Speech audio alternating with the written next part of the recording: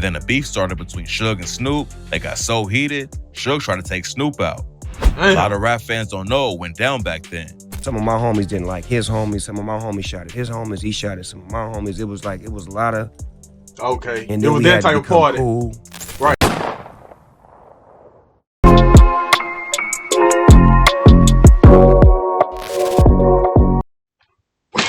Oh, man. We back again with the rap game's boogeyman, Suge Knight. Why Suge Knight tried to kill Snoop Dogg? Man, they done called a dog pound on Uncle Snoop, man. Hey, that's crazy.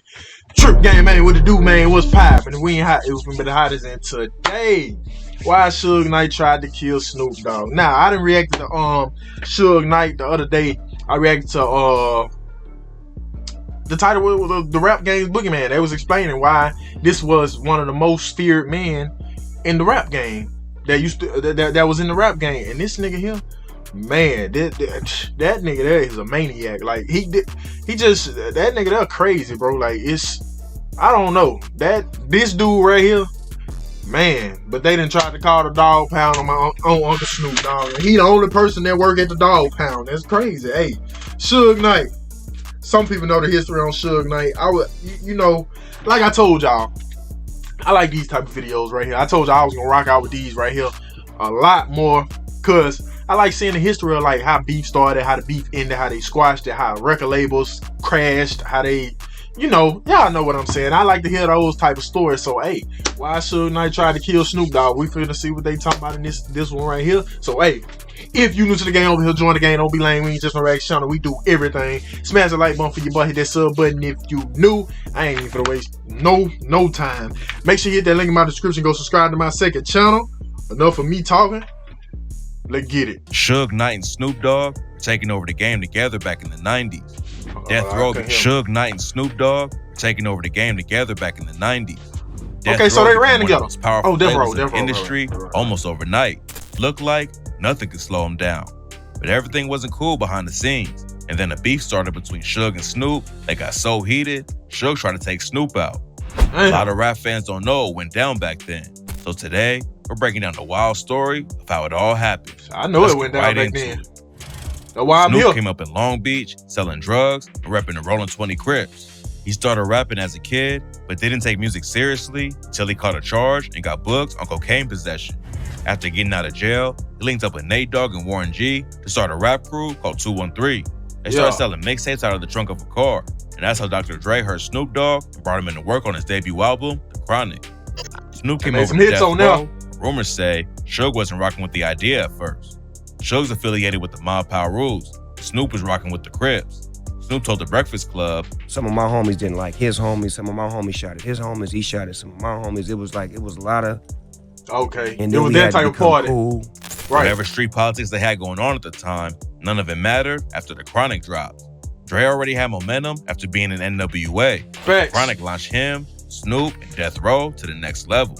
Snoop became one of the hottest rappers in the game out of nowhere. And Death Row wanted to get his album out as soon as possible to keep the momentum up. But while Snoop was finishing up the record, he got caught up in a murder case that almost ended his career before it ever really started. In August 1993, Snoop and his homies was chilling outside his apartment when a dude named Philip Merriam came through and started causing issues. People who saw it go down say Philip threatened Snoop with a gun and told him he was in his hood. Plus, he had allegedly already pointed a gun at Snoop's head during a music video shoot. When Philip and his crew drove off, Snoop and his homies got in his Jeep and chased him down. They found Philip at a local park, and the crew started yelling back and forth. That's when Philip reached for a strap, and Snoop's bodyguard killed him before he could let him. However, in the process, Snoop Dogg became a tango. Damn. What I was about to say, is Snoop Dogg a legend to y'all? Because a lot of people say Snoop Dogg, he's not a legend.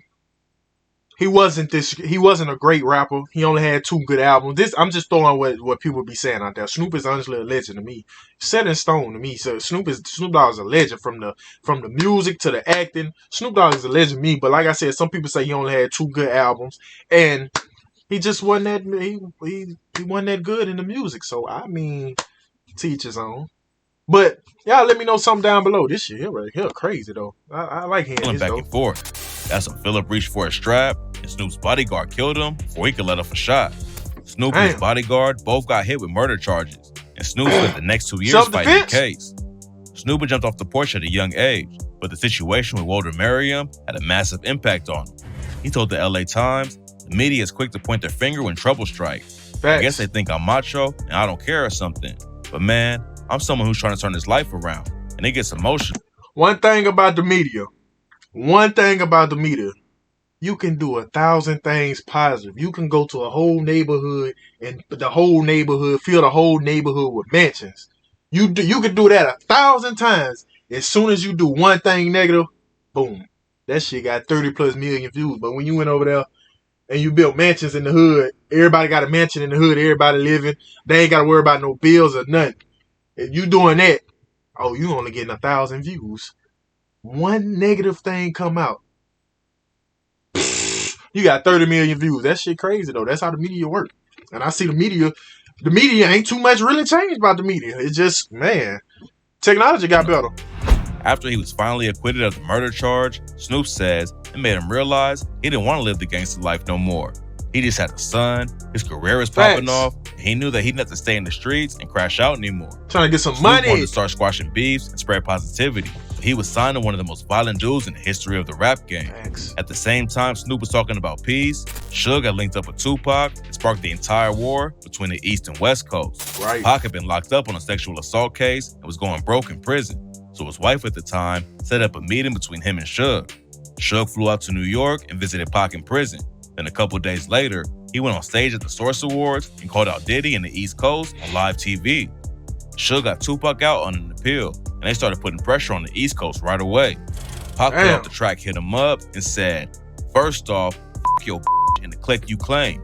West Side when we ride, come equipped with gang. You claim to be a player, but I f***ed your wife." Now I asked, is Tupac Hit 'Em Up a top 3 diss song of all time? Because you got people that say the top 3 diss songs of all time that I hear people say. Ice Cube, No Vaseline, Nas, Ether. They say Eazy-E, Real Motherfucking G's. They say this is better. That's better than Hit 'Em Up.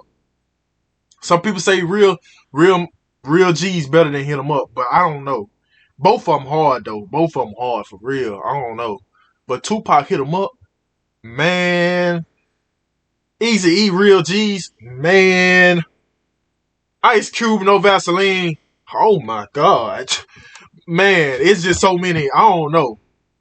I know it's there. It definitely got to be top 5 though. But I was trying to see if it was top 3. Some people say Hit 'Em Up top 3. A lot of people say it's top 5 because a lot of people say it's a lot of better. It's better diss songs than Hit 'Em Up. But like I said, them 3 I just named, this Ice Cube, No Vaseline, Nas, Ether, all that, man, all of them go hard. So man, you claim to be a player, but I f***ed your wife. We bust on bad boys for life.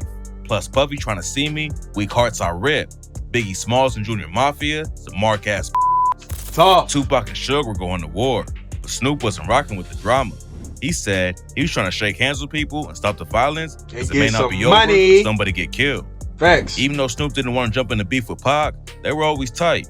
Snoop says Pac was like a brother to him, but eventually the East versus West Coast beef put a split in their relationship. That's what I'm saying, shit Snoop like that. was in New York with Pac, Suge, and some other dudes from Death Row. He had just gone on Hot 97 with Angie Martinez, and she asked him how he felt about Diddy and Biggie. Instead of adding more fuel to the war, Snoop told her, "They my homeboys. I love them." What Snoop didn't know is that his answer wouldn't just hurt his relationship with Pac, it almost got him killed. When Snoop got back to the hotel where Pac, Suge, and the rest of the Death Row crew was at, no one was rocking with him. They all left to go back to LA the next day, but Snoop says Suge wouldn't let any of his security come with him.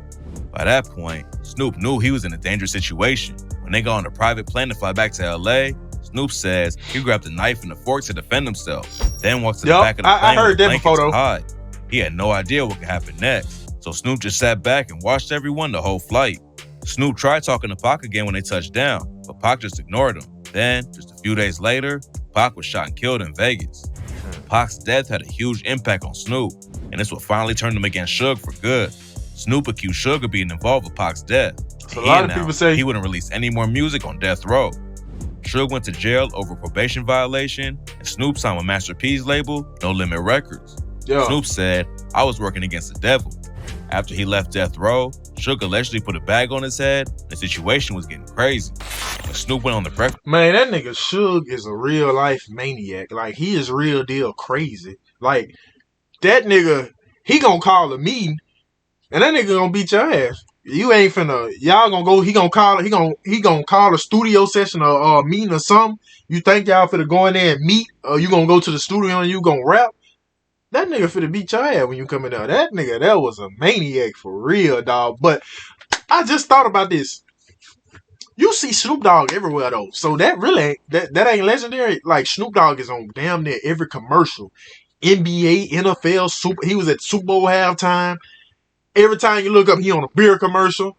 Snoop Dogg is on something. Like, it don't, any type of commercial. Snoop Dogg is on a commercial. Like, he on tons of commercials.